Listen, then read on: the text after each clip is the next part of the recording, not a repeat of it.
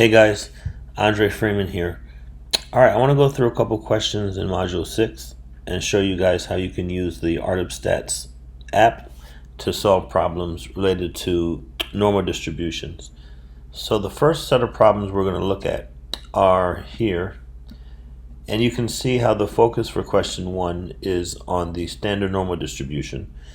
So remember, we discussed this in class that this is the distribution of z-scores.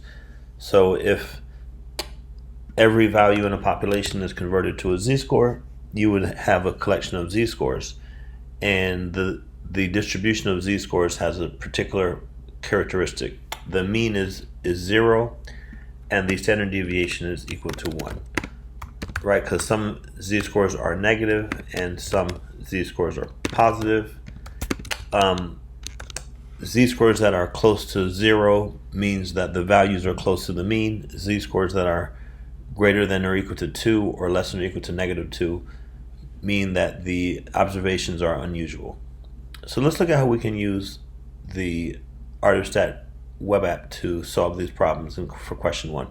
So go to Art of Stat, and you'll see at the bottom they have the normal distribution app.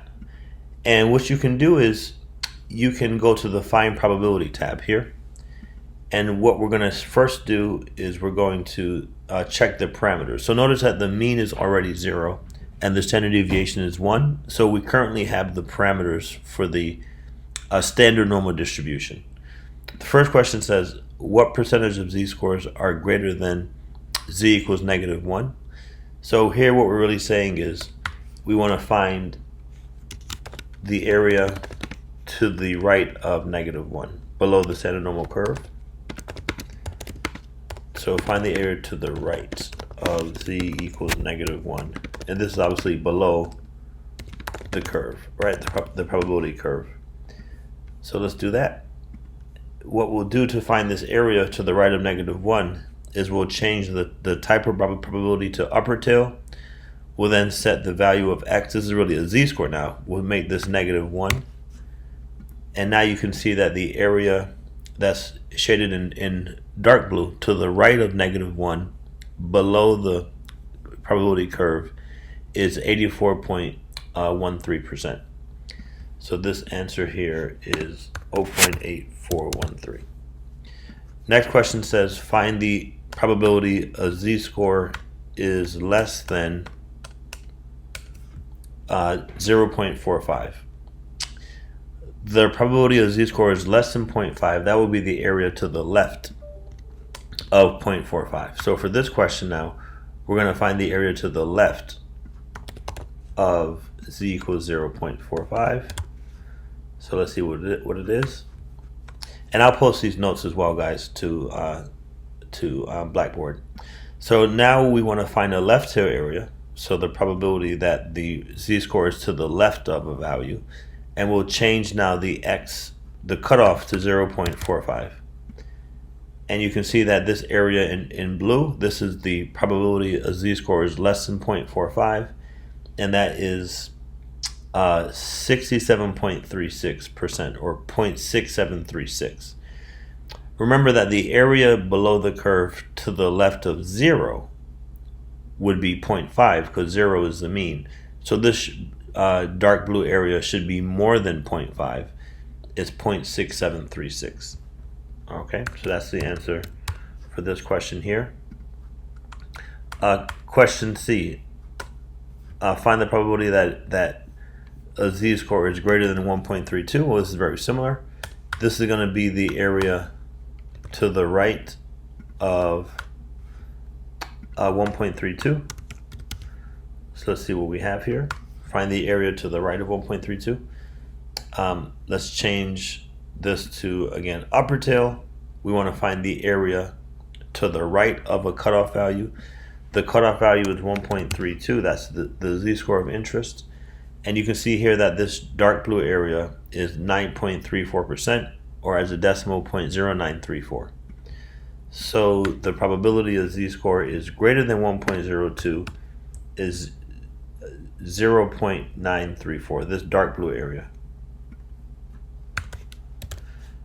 Next question says, Okay, now, and if I wanted to find, for example, the probability a z-score is between two values, we can just change this to interval. So, for example, suppose the question says, what is the probability a z-score is between -2 and 0.4? Well, we can see here that the probability of z-score is between -2 and 0.4 is 0.66327. That's the area below the curve between these two z-scores. So now these next questions ask us to actually find z-scores given areas. So the first question says, what z-score has an area of 0.4 to its left? So now we're trying to find the z-score. So to find the z-score given an area, we have to use a different tab here. So we're going to go to the Find Percentile Quantile tab. And now we can do the opposite. This is also called the inverse problem. So having an area of 0.4 to the left of a z-score means we have an area of 0.4 in a left tail. So I'm going to say that we have a lower tail, and then I'm going to specify the area in the lower tail, or the probability, to be 0.4. Actually, I should put 40% because be careful with this. 0.040, that corresponds to 40%.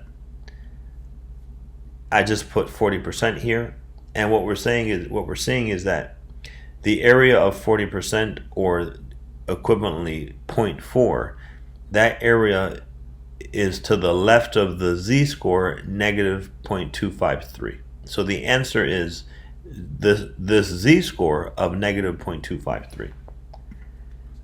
And what we're really saying here, we just found that the probability that a z-score is less than -0.253, that probability is 40%. So notice how we're starting with the area, and we're trying to then find the z-score. Question E says, what z-score has an area of 30% to its right? Well, if the area to the right is 30%, the area to the left must be 70%, because the total area below the curve is 1. So this question is the same as saying, what z-score has an area of 70% to its left? These questions are equivalent. So to find this, we can set, you actually have a couple options. We can set the lower tail to 70%, and now we get the z-score of 0.524. And look carefully, this 70%, 30%, this is saying the area below the curve to the left of the z-score 0.524 is 70%. The area to the right of the z-score is 30%, and that's what we were asking for. That's what we were asked to find. So the answer is z equals 0.524. And we've just found the probability that z is greater than this z-score